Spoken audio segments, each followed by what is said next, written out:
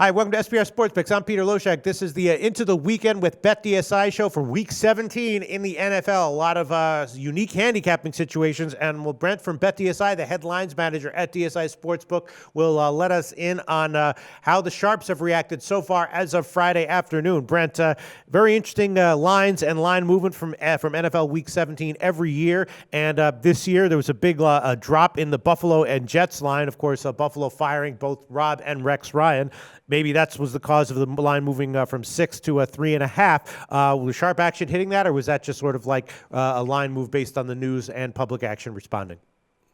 Yeah, a little bit of everything. I mean, it did drop, and we opened up at 6, and we're down at the 3.5 right now. And to be honest with you, we don't have, there's just not a whole lot of money involved in this game. But yeah, on that news too. And I mean, they talked about, I think, Tyrod Taylor's not going to start for Buffalo either. They're going to give E.J. Manuel a look and stuff like that. So stuff like that involved in this one. Reason why the line might have moved down.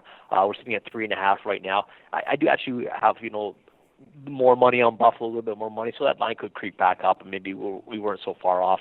My wager count does favor Buffalo as well, so that might creep up a little bit more as well. But it's it is difficult sometimes in these situations because you got two teams who really I'll say they don't have a whole lot to play for, but sometimes or a lot of times the players involved do have a lot to play for. Yeah. In this case, it's the quarterback for Buffalo, and obviously the Jets same situation with their quarterback situation. So there's stuff on the line for these guys as well. I do want to touch on the total in that I did take sharp action on the under this one. Now, it was a great number if you could get it on the under 45. Now we're sitting at 42.5 right now. And again, that could be a combination thing with the coaching changes, the quarterback change, the weather, all that kind of stuff. But I do have sharp action on this game, and it involves the total under 45. We're down to 42.5 right now. Okay, and then the next game I want to ask you about is, the Oakland-Denver game. I've heard a lot of interesting opinions breaking down this game. Obviously, the huge news here is how will Oakland respond to the loss of Derek Carr, and of course the playoff situations. And what is Denver's mindset in this game? Are they looking to play spoiler? What can you tell us about the public action? I'm guessing maybe the public has been spooked by this a little bit. Maybe the betting volume for this game is lower than normal. The betting action is pretty good. I mean, it's not the highest game of the week, at all, but it's decent action on this one for sure. And then, it's all these games that come in with injuries and all that kind of information. It's difficult for them. And then Denver sitting at 8-7, not where they imagined they were, I'm sure. But it's a big game for Oakland, of course, and they'll be playing at the same time as the Chiefs go. So that's kind of intriguing in that respect. I do have more wagers on Denver, almost like twice as many bets on Denver. We're sitting at a line of 1.5 right now. Broncos at home to the Raiders. So, I've got decent action both ways. Again, because my wager count favors Denver, like almost 2-1 there. My money does favor them as well. Nothing, it's not like a landslide one way or another either way. Total, same thing. I'm sitting at 40.5 on the total. My wager count actually is almost dead even on this one. I don't have sharps involved on the side or the total. There was kind of like what I'll call pseudo sharp action involved on this one in terms of the sides. That came in at like the plus 2.5 on the Raiders, and also -1 flat with Denver. So kind of like two-way action, but on numbers that are you might call dead, of course, until they land. But in terms of like sharp guys and list guys, I don't have anyone involved in this one, Peter. Okay, and then the last game I want to ask you about is the big Packers-Lions showdown, just because such a huge, high-profile game. And, of course, the Packers have been very impressive ATS recently. Is the public all over the Packers here? Yeah, I mean, the public's all over the Packers. It seems to be like the Packers and the Patriots is like public all over them just all the time. We are sitting at Green Bay -3, -125 right now. I did take what I'm going to call respectable sharp action on Green Bay -3, -110. So that's kind of not a good situation for us. When I got one of the sharpest guy who bet the game bet the Packers -3, -110. My wager count is almost like 6-1 favoring Green Bay, so I got the public all over the Packers. My money's way up there, almost like 10-1, because of the sharper action involved in that as well. So this is a very one-sided game for us right now in terms of all the money we have on the Packers. And it's a tough spot because it is kind of like it's a big game, and it's an important game for both teams here. And so you kind of you're looking at the Detroit as a home dog, so you're like, okay, you don't want to go too high on this number, and but Green Bay was definitely the side, and the public was going to go with them. So, sometimes you're bang on, and sometimes you got to move. Now, unfortunately, we haven't had to move off 3 yet, so we're kind of like fishing, hoping for some sharp money to come back on the lines. But as of right now, it's the only sharp action I have was Green Bay -3, -110, and I got public money all the same way. Packers-Lion games, I mean, always get money on the over. It's almost always public money on the over, so no surprise there in terms of my wager count being it's like 6-1 favorite in the over, which is quite a big chart for a total. All right, and that guy who hit the Packers was a list guy or a pseudo-sharp guy? Yeah, no, he's a list guy. Oh, okay. Packers -3. A list guy touched it. Interesting situations in NFL Week 17. As always, Brent, what can you tell us about notable action from around the rest of the card?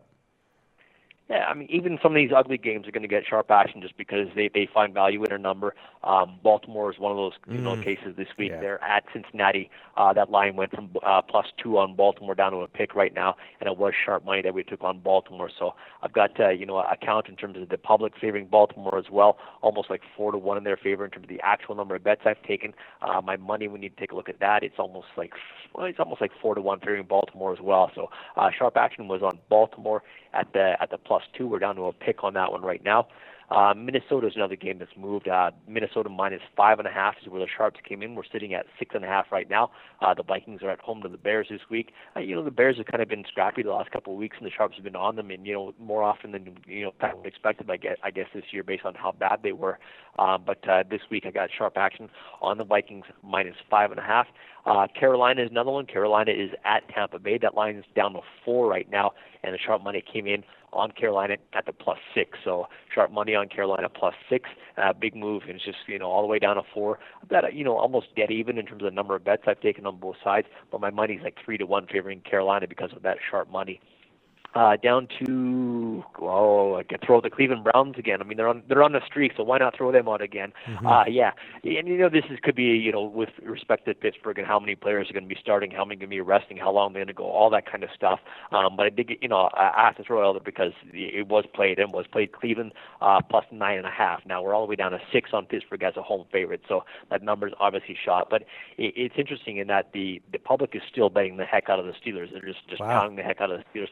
My wager count on this one's almost like 7-1. It's just crazy. It's like I just maybe you think you want to go on a winning note, you want to play your starters for to keep them in the groove kind of thing, whatever it is. But public is all over the Steelers on this one, and the sharp money that I did take was on +9.5 with Cleveland.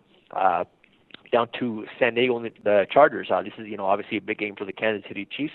But I did get sharp money on the home dog San Diego Chargers at +5.5. This is actually I have two different guys who came on this one. The first hit was +5.5 -05, but we had a decent public money on the Chiefs, so we kind of hung that number around. Took another sharp bet at +5.5 -110. So I have two different sharps involved in this game, both on the Chargers +5.5.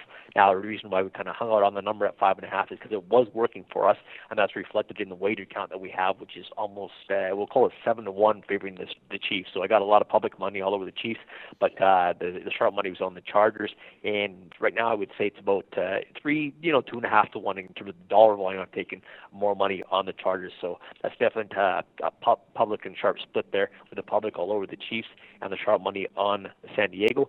Some two-way action I want to mention just for the sake of mentioning it because it's I got good action on these games, and that's New Orleans at Atlanta.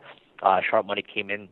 These are list guys in both situations. Sharp money came in on Atlanta -6.5 -115, and then I took sharp money on the Saints +7 even money. Now my wager count is almost 2-1 favoring Atlanta, so the public's going that way. But right now we're it's kind of the perfect situation. We're sitting at 7 right now, and the reason why, well, sharp action -6.5 -15, sharp action New Orleans +7 even money. Boom, 7 seems to be the one that's going to work. Now I expect I'm still going to get more public money on Atlanta just because they're the home favorite, and the favorite is supposed to win in theory. That's what people always think. So I go with that. Total on this one, I'm just going to mention because of the typical high volume in terms of betting the over. Wager count almost like 5-1 favorite in the over. Now again, anytime the Saints are involved, public generally bets the over, and they did in this case as well.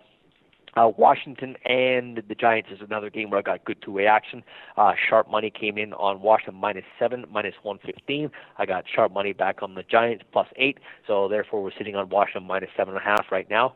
And the Patriots in Miami. Now this is has a lot to do with the line movement, I guess. But we did take sharp action on the Patriots -6.5. Took sharp money back on Miami +10. Now obviously that's a big gap that you really don't want to have. Being sitting at crossing through seven like that. But it is what it is.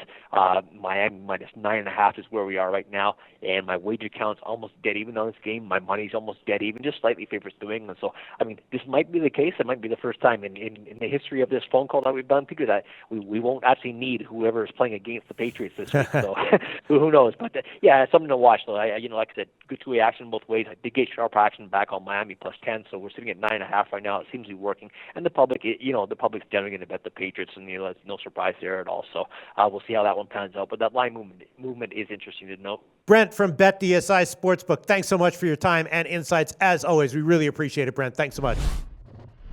Go to SBRodds.com. Browse, compare, and shop live odds available at top online sportsbooks.